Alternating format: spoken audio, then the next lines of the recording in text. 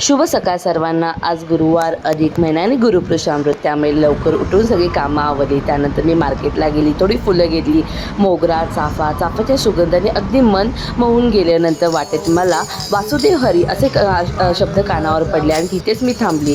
तर आजकाल हे सगळं खूप कमी पाहायला मिळतं। त्यांचा आवाज ऐकून मन अगदी भरून आलं।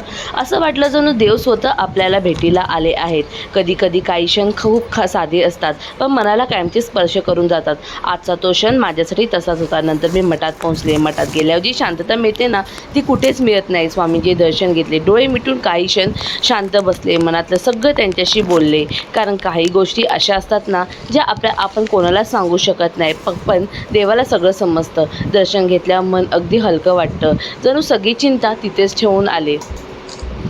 आणि आज गुरुपुरुषामृत असल्यामुळे इथे स्वामींचा छान असा आंब्याची रास करून सजावट केली होती। नंतर देवीचेही दर्शन घेतले, अगदी मनाला खूप शांतता वाटली। देवीचे दर्शन घेऊन घरी आल्यावर पुन्हा रोजची धावपळ सुरू झाली।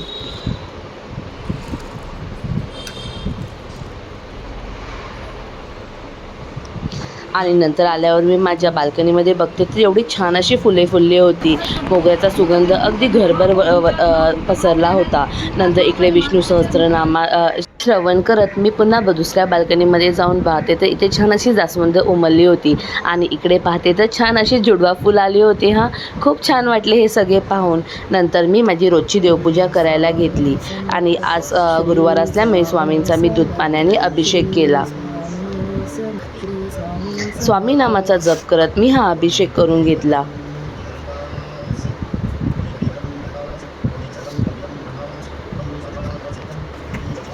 नंतर स्वामींना हिना अत्तर लावले। हिना अत्तर हे स्वामींचे अगदी प्रिय असे अत्तर। त्यानंतर स्वामींना अष्टगंध लावले, एक छानशी वस्त्र परिधान केले।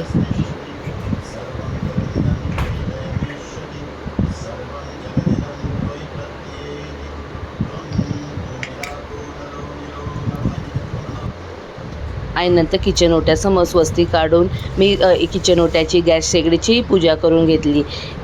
आज गुरुपुरुषामृत असल्यामुळे आपण दिवसभर शेगडीवर अन्न शिजवतो, त्यामुळे एक छोटीशी कृतज्ञता म्हणून मी शेगडीचीही पूजा करून घेतली। सोबतच टिफिनची तयारी पण चालू होती। घरातल्या प्रत्येक स्त्रीला माहीत असते सकाळची ती धावपळ किती असते ते।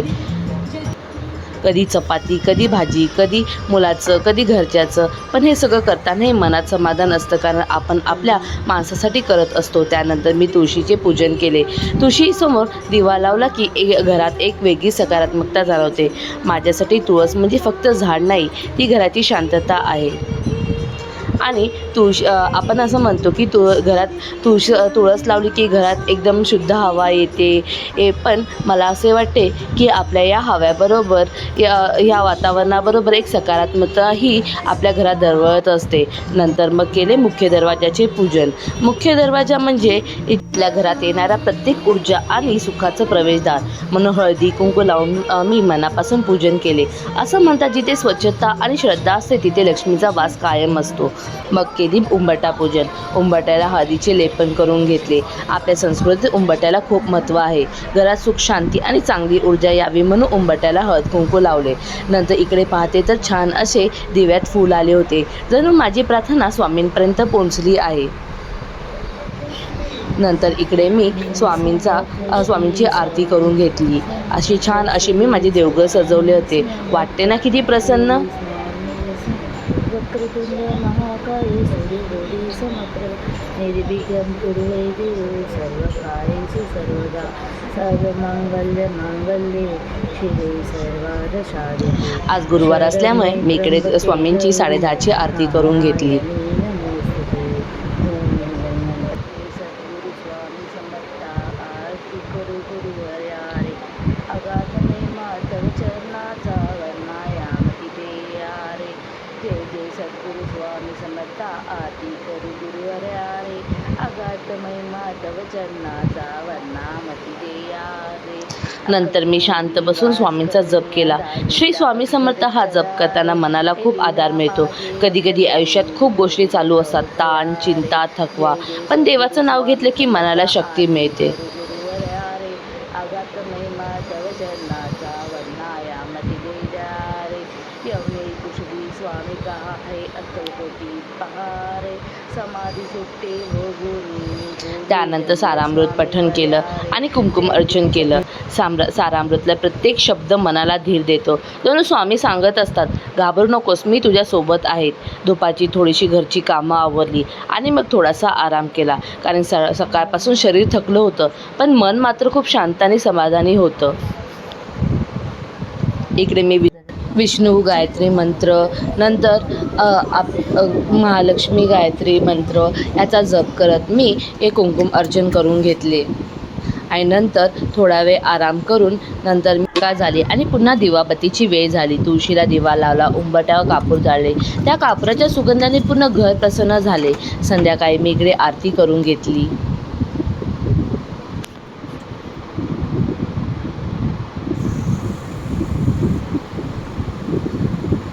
संध्याकाळचा तो दिवा मला खूप आवडतो, कारण दिवसभराचा थकवा त्या प्रकाशात कुठेतरी कमी होतो. त्यानंतर केली मी स्वामींसाठी नैवेद्याची तयारी.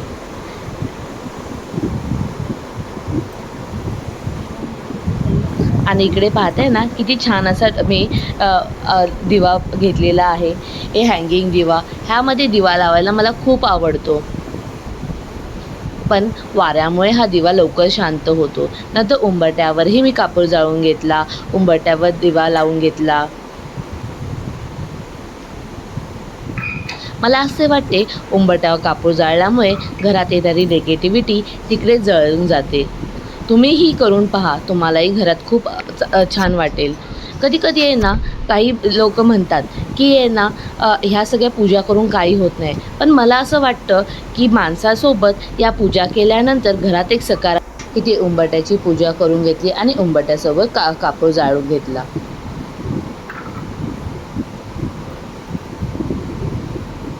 नंतर मी स्वामींसाठी छान असे पंचपक्वानाचे ताट सजवले. आज गुरुप्रसाद असल्यामुळे असा छान असा मी बेत केला होता जेवायला.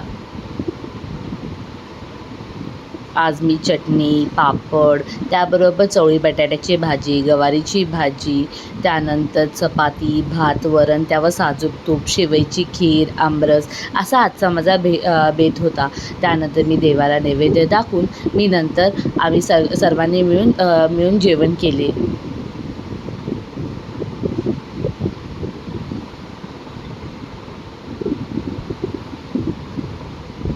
मनापासून नैवेद्य दाखवला आणि दिवसभराची कृतज्ञता व्यक्त केली. दिवसभर धावपळ असते, काम असतात, थकवा असतो, पण दिवसाच्या शेवटी मनात फक्त एकच भावना असते, स्वामी आहेत ना आपल्या पाठीशी. आणि खरंच देवावरचा विश्वासच आपल्याला रोज नव्याने जगायला शिकवते. श्री स्वामी समर्थ.